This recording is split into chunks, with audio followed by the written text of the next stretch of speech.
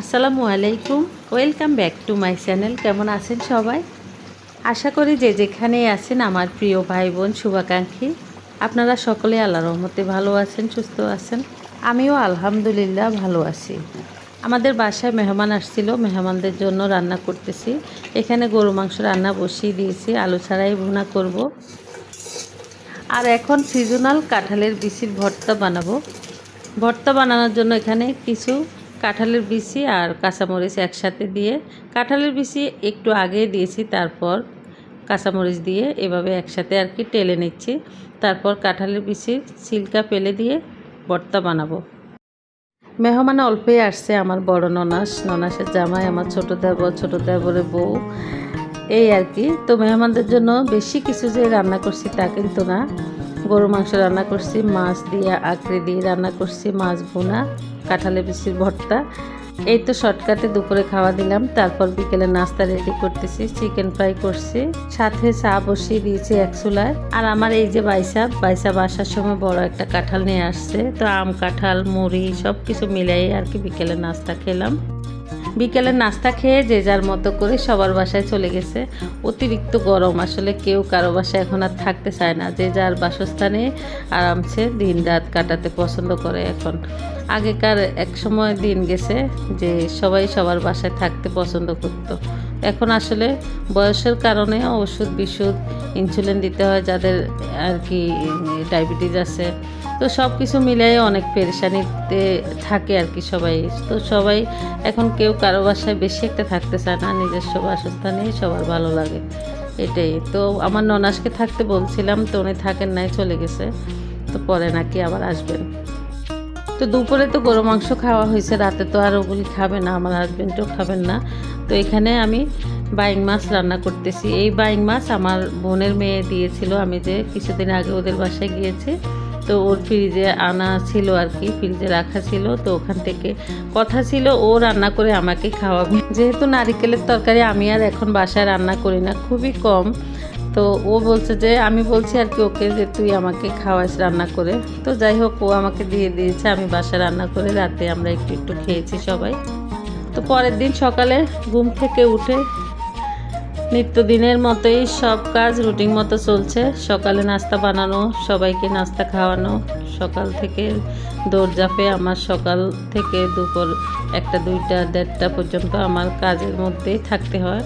তো সবাইকে নাস্তা খাইয়ে দিয়ে যে যার কাজে চলে গেছে, আমি আমার নাস্তা রেডি করতেছি। আমার সাথে আমার ছোট ছেলে পিউ আছে, ও খাবে। ও একটু দেরিতে ঘুম থেকে উঠছে, ওর শরীরটা বেশি একটা ভালো না। তো আমি আমার নাস্তা রেডি করতেছি। আর এদিক দিয়ে কিছু গোছ গাছের কাজ ছিল, সেগুলো সেরে নিয়েছি। নাস্তা বানানোর পর কিন্তু অনেক ঝামেলা থাকে, প্লেট বাটি ধোয়া, পাকলা চুলার আশপাশ মুছে নেওয়া। তো যেটুক সম্ভব আর কি করে নিয়েছি। এর ফাঁকে আমি ইনসুলিন দিয়েছি, খালি পেটের ওষুধ খেয়েছি, মানে সকাল থেকে অনেক ঝামেলা করতে হয়। তো আমার নাস্তাটা নিয়ে নিয়েছি, আমি খাবো চা, আমার ছোট ছেলে পিউ খাবে। আমাদের দুজনের জন্য দুধ চা বসিয়ে দিয়েছি।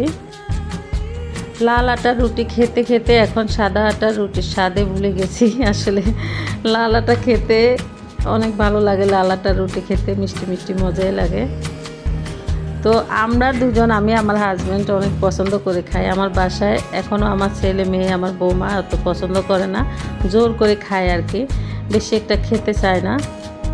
তো এই লাল আটার রুটির সাথে আবার বাইরে যে ফ্রোজেন পরোটাগুলো পাওয়া যায়, ঝটপট পরোটা 20 পিসের আর কি, ওগুলোও এনে ফ্রিজে রাখি, যখন যার খেতে ইচ্ছে করে খায়।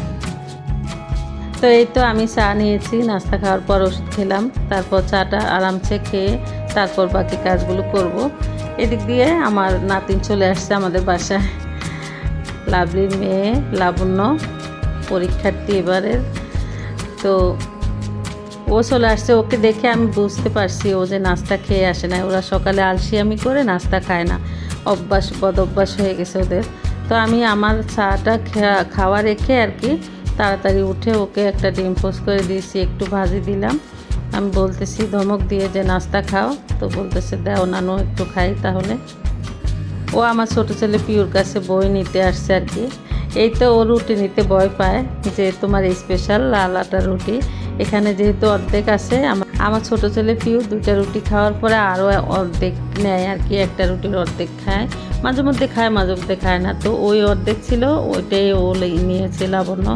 ওরা আসলে সকালবেলা নাস্তা খেতেই চায় না, অভ্যাস হয়ে গেছে যে বদ অভ্যাস, এটা ইচ্ছে করে নাস্তা খায় না। আমি ধমক দিয়ে বলছি যে একটা ডিম সিদ্ধ হলেও খেয়ে যেও বাসা থেকে, যেহেতু এখন পড়াশোনার অনেক চাপ। তো ও নাস্তা খেয়ে তারপর ওর কলেজে যাবে, তো রেডি হয়ে আবার চলে যাচ্ছে। আসলে ওরা সবাই এখন পড়াশোনা নিয়ে অনেক ব্যস্ত সময় পার করতেছে। তো আমি আমার ছোট ছেলে পিউ নাস্তার টেবিলে বসে বসে বলতেছি, নাস্তা খাওয়া শেষ হলে আমরা একটু গোছগাছ মোছামুছির কাজ করব। তো যেই কথা সেই কাজ। আমি নাস্তা খাওয়া শেষ করে রান্নাঘরে আর কি দুপুরে রান্না করার আগে যে কাজগুলো করতে হয়, পরিষ্কার পরিচ্ছন্নতা সমস্ত কাজগুলো করে রেখে তারপর আমার মেয়ের যে রুমটা, ওই রুমের বারান্দায় এসে কাঁঠালের বিচিগুলো যে রোদ্রে দিয়ে রেখেছে, এক পাশ হয়েছে, নিচের পাশ একদম আটকাইছিল, সেগুলো নেড়ে ছেড়ে দিলাম, গাছে পানি দিয়েছি। তারপর এই যে এই রুমটা পরিষ্কার করব ভেবেছি আর কি, অনেকদিন এই রুমটা পরিষ্কার করা হয় না। এই যে রান্নাঘর থেকে এই পাতিল 2টা এনে রেখেছি, 2 দিন হয়েছে। এখানে এসে যে কাজ করব সময় পাই না আমি। এখন তো রাইস কুকারে ভাত রান্না করা হয়, তো পাতিল আর দরকার নেই। তো সেজন্য এই পাতিলগুলো, এই যে শোকেসের ভিতরে অনেক রকমের ভারী পাতিল আছে, যা লাগে না যা লাগে এখান থেকে নেই, আবার এখানে রাখি। তো এই যে কম্পিউটার টেবিলটার নিচে আশেপাশে একটু ধুলাবালু ময়লা জমে আছে। আমার খালা অত পরিষ্কার করে ঝাড়ু টাড়ু দেয় না আর কি, আমারে মাঝে মধ্যে গোছগাছ করে পরিষ্কার করে দিতে হয়। তো খালা আসার আগে আগে এই কাজগুলো করে দিলে খালা আসলে ঝাড়ু দিবে, মুছবে। তো আমি আর আমার ছোট ছেলে পিউ আমার সহকারী আর কি, আমি ছাড়া যেমন আমার সংসার অচল, আমার পিউ ছাড়া আমিও অচল, এটা বুঝে নেবেন যারা কাজ করেন সবাই। তো আমার আশেপাশে আমার ছোট ছেলে পিউ থাকলে আমি কাজের শক্তি পাই, যেটা সত্যি কথা। তো ও আমাকে অনেক হেল্প করে সংসারের কাজে, পড়াশোনার পাশাপাশি। তো আমি শোকেসের ভিতরে কিছুই পরিষ্কার করে নাই, শোকেসের আশেপাশে আর কি বাইরের সাইডটা পরিষ্কার করে নিয়েছি। শোকেসের ভিতরে পরিষ্কার করতে গেলে আরও বেশি সময় লাগবে। তো মেইন এই যে কম্পিউটার টেবিলটা পরিষ্কার করে দিয়েছি, কম্পিউটার টেবিলটার পিছনে একটু ধুলাবালু জমছে। আর এই যে কোরবানির ঈদে এই রুমটা উপর দিয়ে ঝাড়া হয় নাই, তো এই রুমটা একটু উপরে মাকড়সার বাসা হালকা হালকা দেখা যায়। তো একসাথে এইগুলো সবই পরিষ্কার করে দিয়েছি। তো এই তো কম্পিউটারের এই টেবিলটা কেনা হয়েছে আমার বড় ছেলে যখন 3 কিংবা 4-এ পড়ে, এরকম সময় কম্পিউটারের এই টেবিলটা কেনা হয়েছে। সেই থেকে এই যে নিচের ডয়ারটা লাগানোই, কোনো কিছুই ধরাও হয় না, খোলাও হয় না। তো এটা আটকানো, তো আমার ছোটো ছেলে বলতেছে আম্মু এটা খুলে দাও, তালা নষ্ট করে ফেলো। তো আমি স্ক্রুড্রাইভার দিয়ে এটা আর কি নষ্ট করে খুলে ফেলছি, ভিতরে কিছুই নাই ধুলাবালু ছাড়া। তো সব কিছু টেবিলটা টেনে পরিষ্কার করে দিয়েছি, মুছে মাছে বিছানাটাও পরিষ্কার করে দিতেছি। এই বিছানায় যেই শোয় যে মালিক এই রুমের, সে বাসায় নেই, সে কারণে আমরা আর কি সহজে এই রুমটা পরিষ্কার করে নিয়েছি। তো রুম পরিষ্কার করতে করতে আমরা ঘড়ির দিকে, টাইমের দিকে তাকাইতেছি। আসলে কাজের খালা একদমই আসে নাই, 1টা বেজে গেছে, উনি আসেন নাই। তারপর আমার ছোট ছেলে, আমার বাবা, আমার সহকারী, ও আমার ঘরটা ঝাড়ু দিয়ে পরিষ্কার করে ময়লা টলা যা ছিল সব কিছু বাইরে ফেলে দিয়ে আসছে। আবার দোকানে গিয়েছে, দোকানে যেয়ে বাজার করে আসছে, ওর আব্বু বাজার করে রেখেছে, ফোন দিল। তো আবার বাইরে যেয়ে এই যে বাজারগুলো নিয়ে আসছে। আমি এই তো গোছ গাছের পাশাপাশি এই যে ছোটোখাটো টুকিটাকি কাজগুলোও করতেছি। এই গাছগুলো যে ছিল আগের গাছগুলো একদম নষ্ট হয়ে গেছে, তো বারান্দা থেকে কিছু মানি প্লান্ট গাছ কেটে এনে তারপর এখানে দিয়ে দিতেছি। আসলে এগুলো সূক্ষ্ম কাজ, একটু সময় করে না করলে হয় না, আবার দেখা গেছে বেশি সময় করে করতে গেলে অন্য কাজের ক্ষতি হয়। তো আমি ঘরের কাজ যখন একটা হাত দিলে আরেকটা করি, আরেকটা হাত দিলে আরেকটা করি, একটা টানে আরেকটা কাজ হয়ে যায় আর কি। এই শরীরের উপরে প্রেশার পড়ে, তাও কাজ করতে নিলে কাজ করতে ইচ্ছে করে শুধু। তো এই তো টুকিটাকি সংসারের এই কাজগুলো করতেছি। আর মাঝখানে বেশ কিছুদিন তো আমি অসুস্থই ছিলাম, আমার এক হাত দিয়ে তো কোনো কাজই করা হয় নাই। অসুস্থ থাকলে ঘরের অবস্থা কি হয়, যারা সবসময় ঘরে কাজ করেন তারা অবশ্যই বুঝেন। তো আমার ঘরে শুধু রান্নাবান্না খাওয়া ছাড়া আর বাড়তি কোনো কাজে কেউ করার নেই। কে করবে? আমি ছাড়া তো এইসব নিখুঁত করে কাজ করার কেউ নেই। আমার যখন যা ভালো লাগে তাই করি কাজকর্ম। তো আমার হাত এখনও পুরোপুরি ভালো হয় নাই, কিন্তু আমি কাজ করতেছি যেটুকু সম্ভব, কাজ করে যাইতেছি। হাতে এখনও অনেক ব্যথা আছে। সব কিছু নিয়ে সংসারে কাজ তো করতে হবে, কাজ না করলে সবই তো পড়ে থাকবে, কে করবে? এই তো। আসলে সংসারে কিন্তু কেউই শুয়ে বসে খাওয়ার মতো লোক নাই। সবাই সবাইকে নিয়ে ব্যস্ত, পড়াশোনা, কাজকর্ম, চাকরি বাকরি, ব্যবসা বাণিজ্য। আমি আছি ঘর সংসার নিয়ে। এই তো।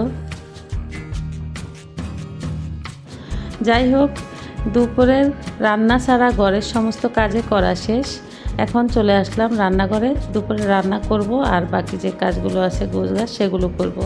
মুরগি নিয়ে আসছে, সেগুলো করব। আর এই যে পেঁয়াজ রসুন, আলু পেঁয়াজ রসুন রাখার যে র্যাকটা কিনছিলাম, এটা আমি 550 দাম চাইছে। এটা আমি 500 টাকা দিয়ে কিনছি আমার দেবরের দোকান থেকে। এটা আমার এখানে একটু দরকার ছিল। এই জায়গায় আরেকটা ছিল, বহু বছর আগে কিনেছিলাম।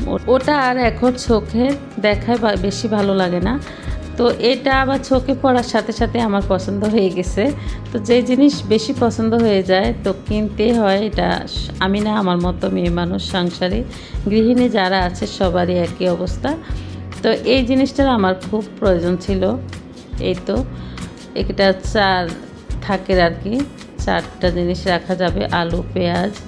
আর আমি একটাতে ডাকনা রাখি, আর এই উপরের সাইডটাতে এই যে চালনি বড় বাটি বুটি থাকে সেগুলো গুছাই রাখি। রান্নাঘর অনেক বড়, কিন্তু জিনিসপত্রের জন্য রান্নাঘরে বেশি একটা জায়গা পাই না। এই তো টুকিটাকি অনেক কিছুই রান্নাঘরে রাখতে হয়। তো এখানে মুরগি নিয়ে আসছিল। এখন এই মুরগিগুলো ধুয়ে যেগুলো রাখার ফ্রিজে রেখে দিব, টুকির জন্য কিছু ছোট ছোট করে কেটে সিদ্ধ দিব। আর আমরা যে খাবো, দুপুরে রান্না করার জন্য বেশি ঝামেলা করব না, এখান থেকে মুরগি কেটে ভুনা করে নিব। এই তো একটা মুরগি পুরা কেটে নিয়েছি, একটু বড় সাইজ করে, বেশি ছোট করে নাই। তো রান্না বসিয়ে দিয়েছি, একদম শর্টকাটে রান্না করব। এই রান্নাটা আমি চুলায় বসিয়ে দিয়ে তাড়াতাড়ি গোসল করতে চলে যাব, টাইম অনেক হয়ে গেছে। ওই দিক দিয়ে টুকির অনেক খিদা লাগছে, টুকি চিল্লাচিল্লি শুরু করে দিয়েছে। কাজ করতে করতে অনেক খিদা পেয়ে গেছে। তো একটা আনারস কেটে নিলাম। আমি আমার ছোট ছেলে পিউ খেয়ে পানি খাবো, তারপর গোসল করতে যাব। এদিক দিয়ে রান্না হয়ে যাবে চুলায়। মাংস খুব ভালো করে কষিয়ে তারপর এখানে জলের পানি দিয়ে ঢাকনা দিয়ে চুলার আঁচটা কমিয়ে রেখে যাব গোসল করতে। এদিক দিয়ে রান্নাও হয়ে যাবে। যাই হোক, সবাই ভালো থাকবেন। আল্লাহ হাফেজ। আসসালামু আলাইকুম।